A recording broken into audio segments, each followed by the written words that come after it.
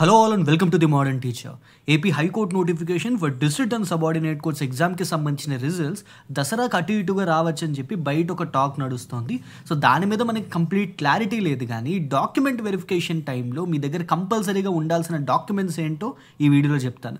So results రావడానికన్నా ముందే మీ దగ్గర ఈ డాక్యుమెంట్స్ ఉండేలా చూసుకోండి. ఎందుకంటే వన్స్ రిజల్ట్స్ వచ్చిన తర్వాత మీకు హార్డ్లీ 10 days ఉంటుంది డాక్యుమెంట్ వెరిఫికేషన్కి. అప్పటికప్పుడు మీరు ఈ సచివాలయాలు ఎంఆర్ఓ ఆఫీసులు తిరిగితే కొన్ని పని అవ్వకపోవచ్చు. సో దట్స్ వై ఈలోపే మీరు ఈ డాక్యుమెంట్స్ అన్నిటిని, ఈ ఒరిజినల్ డాక్యుమెంట్స్ అన్నిటిని సెక్యూర్ చేసుకుని ఉండండి. And at the same time ఈ వీడియోలో మీకు మన ఛానల్ నుంచి రాబోతున్న కొన్ని ఇంపార్టెంట్ అనౌన్స్మెంట్స్ కూడా చెప్తాను. Okay, so without any adieu let us start our video. But before that, if you're new to the channel and if you haven't subscribed, please do subscribe the channel. Now, so ప్రీవియస్గా last నోటిఫికేషన్లో మనం ఒకవేళ timings చూసాం అనుకోండి. So December and జనవరిలో exams జరిగాయి. Response sheets within 2-3 daysలో response sheets వచ్చేసాయి. ఫైలింగ్ అబ్జెక్షన్స్ ఒక 4 days నడిచింది. అండ్ రిజల్ట్స్ ఒక 2 months తర్వాత వచ్చాయి. కానీ ఈసారి ఏంటంటే రిజల్ట్స్ అంత డిలే ఉండకపోవచ్చు, అంత 2 months పట్టే ఛాన్స్ లేదు. ఎందుకంటే last time AP high court notification and district court exams రెండు ఒకేసారి సైమల్టేనియస్గా జరిగాయి కాబట్టి దానివల్ల రిజల్ట్స్ కొద్దిగా డిలే అయ్యాయి. 2 months టైం పట్టింది. కానీ ఈసారి రిజల్ట్స్ అంత డిలే ఉండకపోవచ్చు. రీజన్ ఏంటి అని అంటే, ఒకటి నెంబర్ ఆఫ్ షిఫ్ట్స్ తక్కువ, and at the same time హైకోర్టుకి సంబంధించి ఎటువంటి నోటిఫికేషన్ రిలీజ్ అవ్వలేదు. ఒక ఎగ్జామే జరిగింది, డిస్ట్రిక్ట్ కోర్ట్ ఎగ్జామ్సే జరిగాయి కాబట్టి మనకి రిజల్ట్ తొందరగా వచ్చే ఛాన్స్ ఉంది. ఇక్కడ మనం దీన్ని అబ్జర్వ్ చేద్దాం. రిజల్ట్స్ నుంచి డాక్యుమెంట్ వెరిఫికేషన్కి హార్డ్లీ 10 to 11 days ఉందంతే. ఇక్కడ మనకి డాక్యుమెంట్ వెరిఫికేషన్ ఒక్కొక్క పోస్ట్కి ఒక్కొక్క రోజు ఇస్తారు, ఒక 3 days అలా ఇస్తారనమాట పోస్ట్కి. సో దాట్ మీరు ఫస్ట్ డే కాకపోయినా సెకండ్ డే, థర్డ్ డే వెళ్ళి ఏమైనా మీకు వాళ్ళు ఏమైనా అబ్జెక్షన్స్ రేస్ చేస్తే మీరు దాన్ని ఫుల్ఫిల్ చేయడానికి మీకు ఛాన్స్ ఉంటుంది. కానీ అంత క్లమ్జీనెస్ లేకుండా నేను ముందుగానే మీకు ఏ డాక్యుమెంట్స్, ఒరిజినల్ డాక్యుమెంట్స్ కావాలో చెప్తాను. First thing, class 10th certificate. మీరు జూనియర్ అసిస్టెంట్, ఫీల్డ్ అసిస్టెంట్కి రాస్తున్న ప్రాసెస్ సర్వర్కి అయినా, డ్రైవర్కి అయినా, what ever the post is, class 10th certificate కావాలి. అలాగే intermediate original and degree original. So ఈ 3 certificates ఇంపార్టెంట్ కంపల్సరీగా. క్లాస్ 10th ఒరిజినలే ఉండాలి, ఇంటర్మీడియట్ ఒరిజినలే ఉండాలి, అండ్ డిగ్రీ కూడా ఒరిజినల్ ఉండాలి. సో మీరు గ్రాడ్యుయేషన్ ఇప్పుడే కంప్లీట్ అయ్యింది, మీ దగ్గర ఇంకా ఒరిజినల్ సర్టిఫికేట్ రాలేదు, ప్రొవిజనల్ డిగ్రీ సర్టిఫికేటే ఉంది అని అనుకోండి, ఈవెన్ ప్రొవిజనల్ ఈజ్ ఓకే. ఆ టైం కల్లా ఓడి ఉండేలా చూసుకోండి, లేకపోతే ప్రొవిజనల్ అయినా పర్లేదు. అయితే ఇక్కడ ఇంటర్మీడియట్ సర్టిఫికేట్కి వచ్చేటప్పటికి కొంతమంది వాళ్ళు అప్లై చేసేటప్పుడు ఇంటర్మీడియట్ సర్టిఫికేట్ని కూడా అప్లోడ్ చేస్తే ఇంటర్మీడియట్ అడుగుతారు. మా దాంట్లో కూడా కొంతమందిని ఇంటర్మీడియట్ సర్టిఫికేట్ అడిగారు, కొంతమందిని అడగలేదు. So keep it aside, intermediate original certificate కూడా ఉండేలా చూసుకోండి. Next, study certificates. కంపల్సరీగా క్లాస్ 4 నుంచి క్లాస్ 10th వరకు స్టడీ సర్టిఫికేట్స్ అన్నీ ఉండేలా చూసుకోండి. అన్నీ కూడా ఒరిజినల్ ఉండాలి. స్టడీ సర్టిఫికేట్స్ ఒకవేళ లేకపోతే మీరు చదువుకున్న స్కూల్స్కి వెళ్ళి ఆ స్టడీ సర్టిఫికేట్స్ని సెక్యూర్ చేసుకోండి. మీరు ఎప్పటి నుంచి ఎప్పటి వరకు చదివారో చెప్తే వాళ్ళు స్టడీ సర్టిఫికేట్స్ ఇచ్చేస్తారు. ఇది కూడా ప్రాబ్లం కాదు. నెక్స్ట్, ఇంటర్, డిగ్రీ, ఈ రెండింటికి సంబంధించిన స్టడీ సర్టిఫికేట్స్ కూడా ఉండేలా చూసుకోండి. సో అంటే మీ దగ్గర class 4 to class 10th, inter and degree వరకు అన్ని స్టడీ సర్టిఫికేట్స్ ఉండాలి.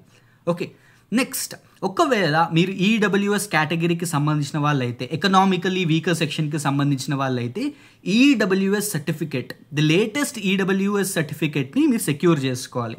సో దట్స్ వై మీకు ఇంకొక 10 days, 15 days టైం ఉందనుకోండి, మీరు ఇప్పుడే సచివాలయం దగ్గరికి అప్రోచ్ అయ్యారనుకోండి, ఈ ప్రాసెస్ అంతా కంప్లీట్ అయ్యి మీ చేతిలోకి సర్టిఫికేట్ రావడానికి ఒక 10 to 15 days సరిపోతుంటాయి.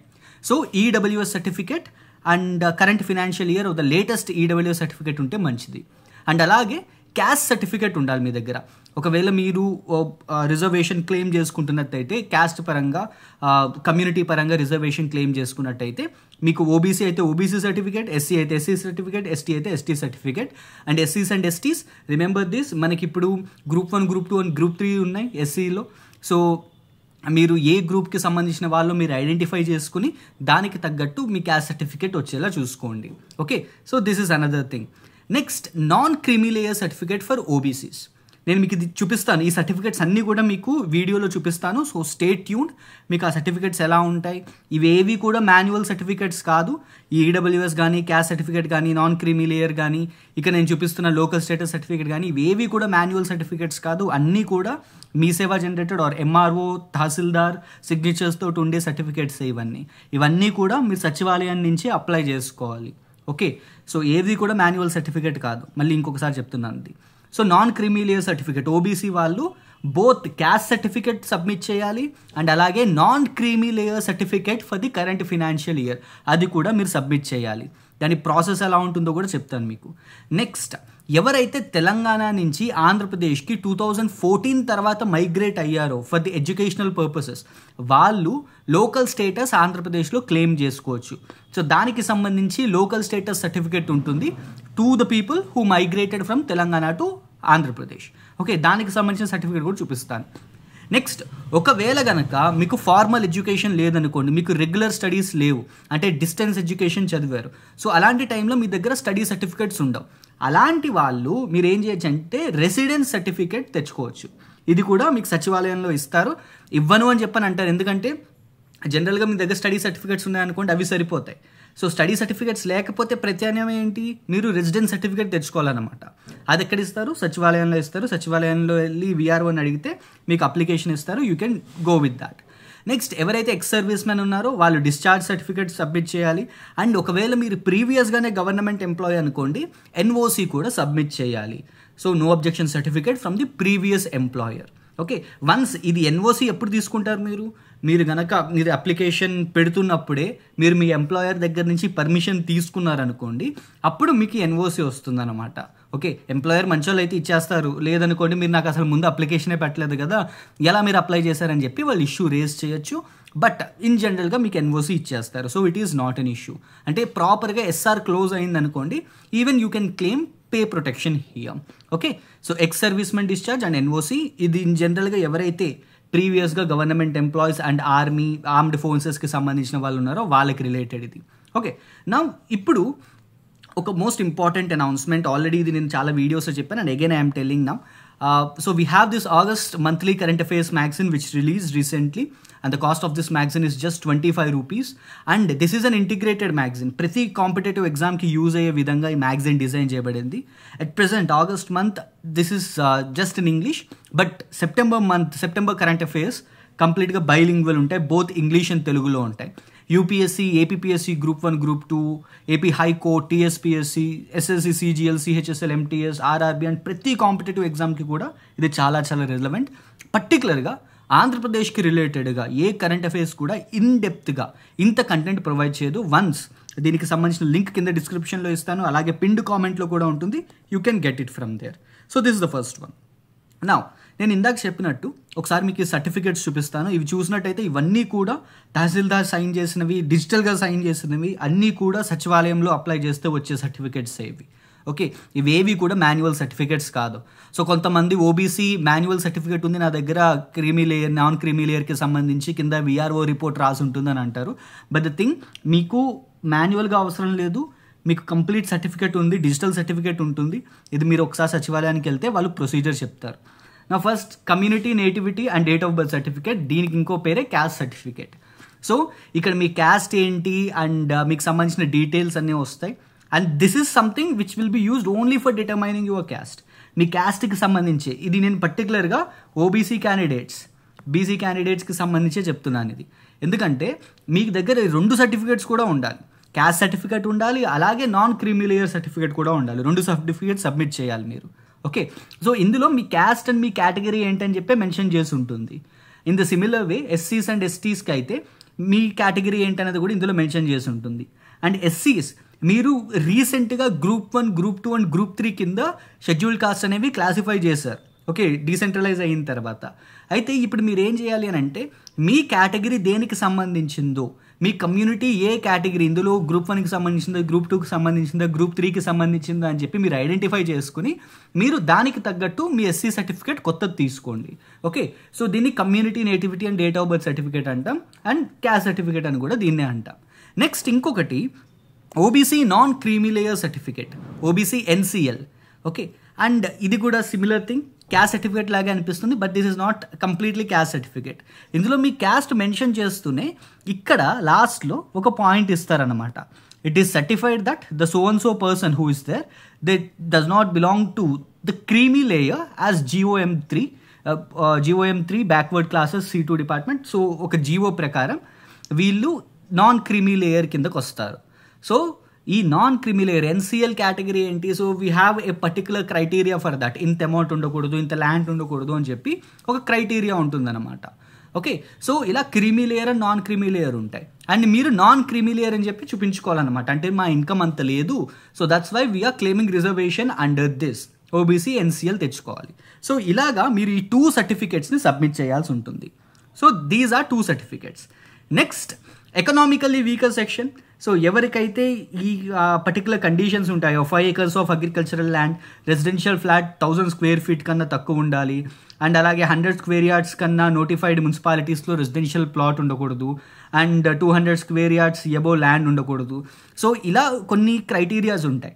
ఒకవేళ మీరు గనక వాటిని మ్యాచ్ చేస్తున్నట్టయితే మీరు ఎకనామికల్లీ వీకర్ సెక్షన్ దాన్ని క్లెయిమ్ చేసుకోవచ్చు.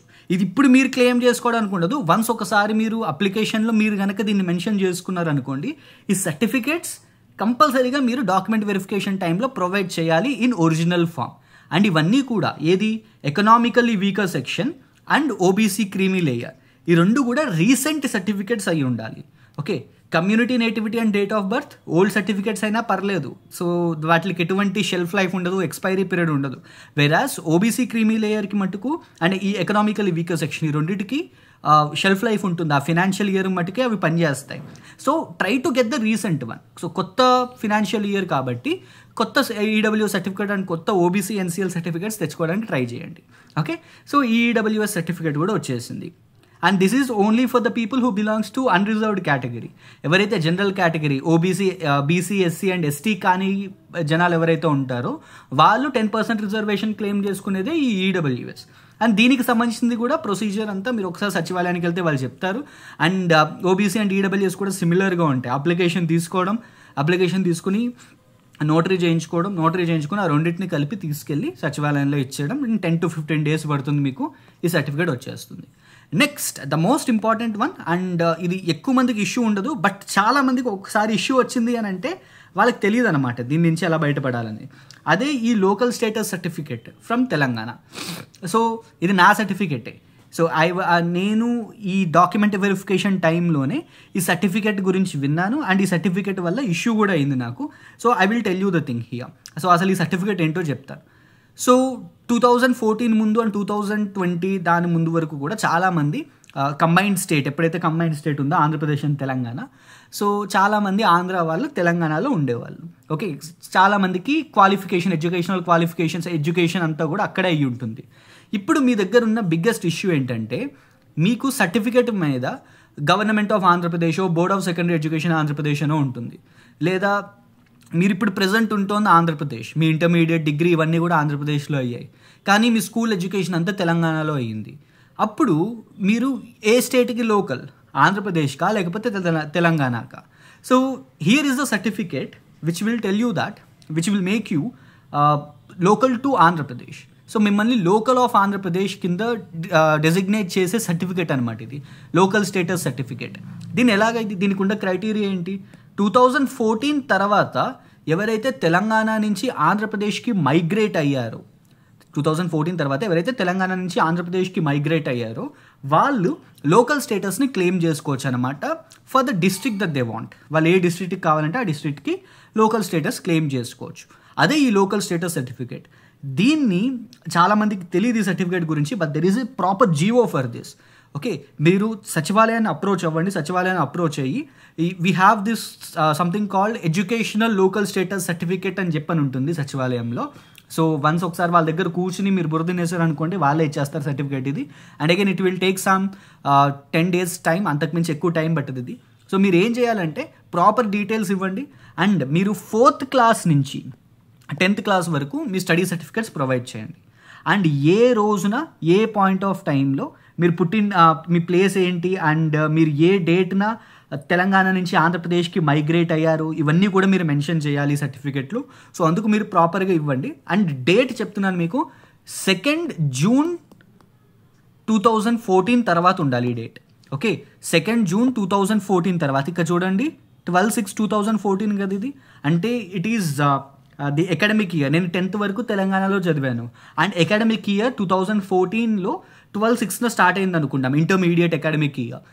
సో నేను 12/6 పెట్టుకున్నా, so that it won't be an issue. 2nd June 2014 వాళ్ళు ఇచ్చిన కట్ ఆఫ్ డేట్ అనమాట. ఆ డేట్ తర్వాత వచ్చిన వాళ్ళకే ఈ లోకల్ స్టేటస్ అనేది క్లెయిమ్ అవుతుంది. Okay, so this is another one more certificate.